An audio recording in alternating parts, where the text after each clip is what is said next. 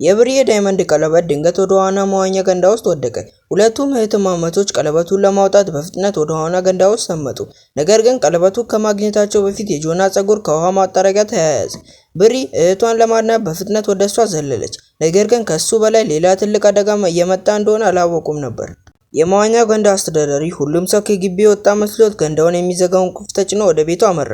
በድንገት ግዙፍ የፋይበር ግላስ ገንዳውን እየሸፈነ መንቀሳቀስ ጀመረ። ብሪ ክዳኑ ሲዘጋ አይታ የጆናን ፀጉር በግድ ቆርጣ አወጣችው። ወደ ላይ ለመውጣት ቢጣደፉም ግን መሽቶባቸው ነበር። የመዋኛው ገንዳው ክዳን ሙሉ በሙሉ ተዘጋባቸው።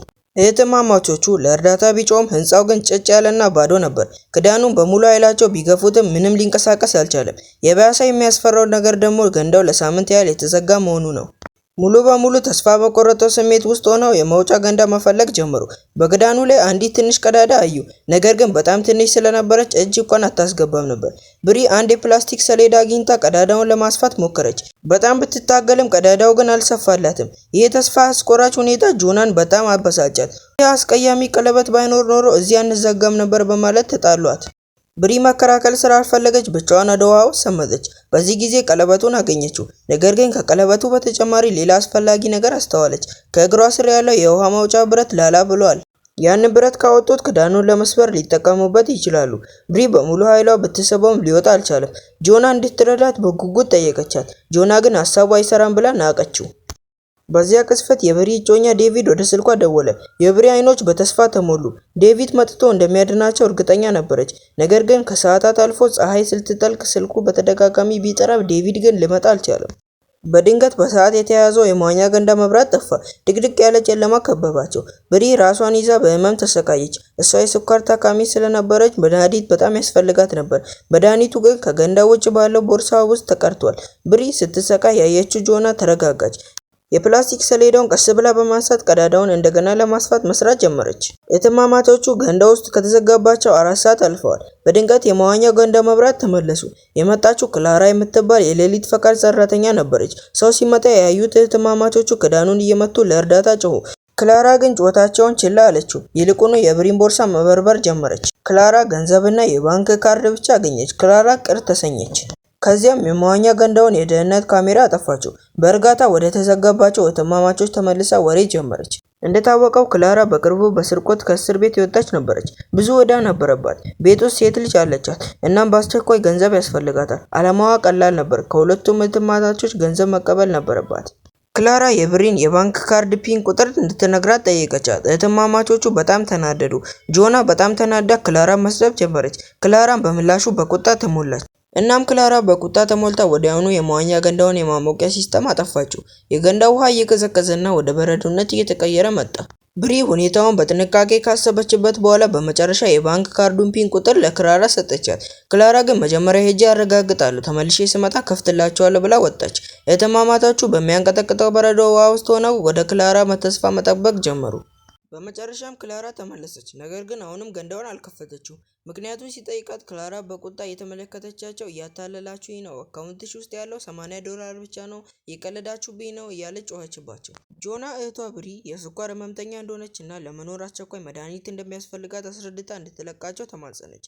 ክላራ ግን ፈጽሞ ልታምናቸው አልፈለገችም። የእህቷ የብሪ ጥረት እየደከመና እየተቃረበ መምጣቱን ያየችው ጆና በክላራ ላይ የጠለቀ ጥላቻ አደረባት።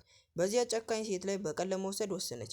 ክላራን በማታለል ወደ ቀዳዳው አቅራቢያ እንድትጠጋ አደረገቻት። በመጨረሻም ጥቃት አደረሰችባት። ነገር ግን ዋጋው ከባድ ነበር። በዚህ ሙሉ በሙሉ የተናደደችው ክላራ ቀጥታ ወደ ውሃ መቆጣጠሪያ ክፍል በመሄድ የገንዳውን የጽዳት ሲስተም አነሳችው። በድንገት ከፍተኛ ኃይል ያለው የክሎሪን ጋዝ ወደ ውሃው ገንዳ ውስጥ ተረጨ። ኃይለኛው ጋዝ እህትማማቾቹ ማዞርና ግራ ማጋባት ጀመረ። በጽኑ ተታገሉ።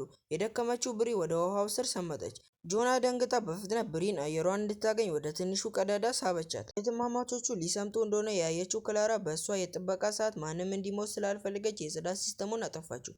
ከዚያም ተመልሳ የብሪን የዳይመንድ ቀለበት እንድትሰጣት ጠየቀቻት።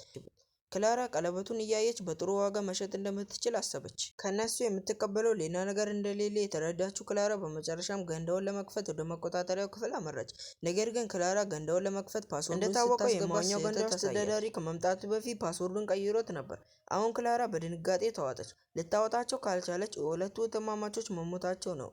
ነገር ግን ቀደም ሲል ያደረገችው ማላገጥና ማስፈራራት ትዝ ሲላት ለእርዳታ ለመደወል ወይም ለሰው ለመናገር አልደፈረችም። በመጨረሻም ክላራ እህትማማቾቹን ለዕጣ ፈንታቸው ጥላ ለማምለጥ ወሰነች።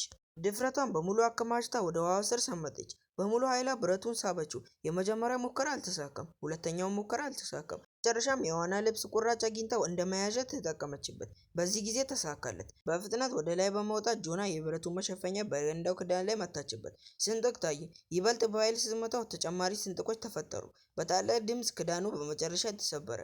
ጆና ወዲያውኑ ብሪን ወደ ውጭ ጎትታ በማውጣት መድኃኒቱን ወጋቻት። ብሪ ቀስ ብላ ራሷን አወቀች። ቀና ብላ ስታይ ክላራ እንደገና ተመልሳ መታ ነበር። በዚህ ጊዜ ግን ሽጉጡ ወደ እነሱ ቀጥታ ጠቁሞ ነበር። ክላራ እህትማማቾቹ ከተረፉ በእርግጥ ለፖሊስ እንደሚያመለክቱባት ፈራች። ስለዚህ ያንን ስጋት ራሷ ለማስወገድ ወሰነች። ጆና ብሪን አቅፋ እያለቀሰች ለማንም ሰው እንደማይናገሩ ለክላራ ቃል ገባችላት። ክላራ ግን አላመነቻትም። እየተጠጋች መጣች። በከፍተኛ ተስፋ መቁረጥ ውስጥ ሆና ጆና የክላራ ደካማ ጎን አስተዋለች። እኛም ብትጎጂ ልጅሽ ምን ትሆናለች ብላ ጮኸችባት። ይህ ንግግር የክላራን ልብ ነካው። ቀስ ብላ ሽጉጡን ዝቅ አደረገች። ከዚያም የብሪን ቀለበት መለሰችላት። ጆና በፍጥነት ወደ 911 ደወለች እና እንደ ቃሏ